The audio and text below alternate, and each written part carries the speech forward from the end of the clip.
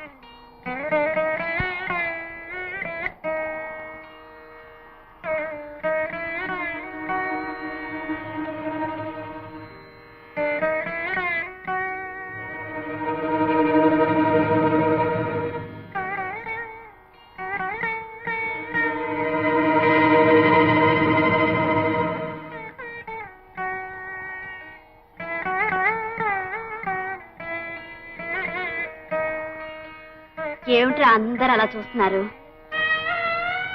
అన్యాయం అయిపోయిందా? సరే చూడండి,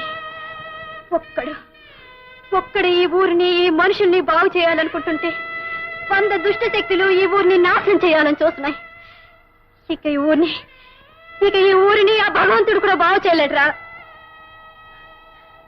మీ అందరికీ తెలుసు, చెడిపోయి ప్రాణం లేని మనిషిలా బ్రతుకుతున్న నన్ను దేవుళ్ళంటే ఆ రాముడు ఆదుకుని అండగా నిలిచి ప్రాణం పోసి నన్ను మనిషిని చేశాడు.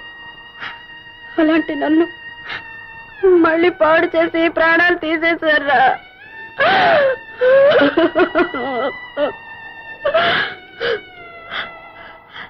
ఒరే, ఒక దిక్కుమాలిన దానికి ఒక మనిషి బ్రతుకునిస్తే మళ్ళీ దాన్ని నాశనం చేసే నీచులు బ్రతుకున్నంత కాలం ఊరు బాగుపడదురా, బాగుపడదు. అమ్మా నీలమ్మా, నన్ను చూసి ఎవ్వరూ జాలి పడకండి. మిమ్మల్ని చూస్తుంటేనే నాకు జాలేస్తుంది. కనీసం ఇప్పటికైనా మీ తల్లిని, చెల్లిని, ఆలిని కాపాడుకోవడానికి సిద్ధపడండి. ఈ గడ్డను పుట్టిన ఆడపిల్ల బ్రతుక్కి నేను పోయాకైనా రక్షణ ఏర్పడుతుందంటే ఆడదానిగా మీ అందరికీ కోటి దండాలు పెడతాను. చూడండి, ఆ రాక్షసుడి చేతులు మైలుపడ్డా నేను మళ్ళీ నా దేవుడి దగ్గరికి వెళ్ళలేను, నా మొహం చూపించలేను. అందుకే నేను వెళ్ళిపోతున్నాను. కనీసం ఇప్పటికైనా మీరందరూ కళ్ళు తెరిచి మిమ్మల్ని ఉద్ధరించి మీ బ్రతుకుల్ని బాగు చేయాలనుకున్న ఆ రాముడు ఆశయానికి అండగా ఉండండి. అతనితో చేతులు కలపండి. అప్పుడు నేను చనిపోయినా మీ అందరి గుండెల్లో 1000 ఏళ్ళు బ్రతుకుతాను.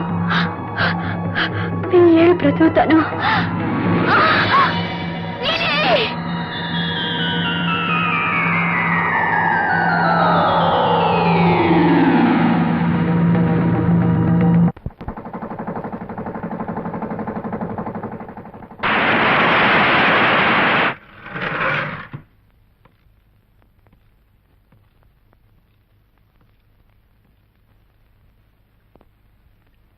ఏమిటి లక్ష్మి? ఈ ఊరి రాక్షసత్వం నీలిని, యాదిని బలి చేసుకుంది.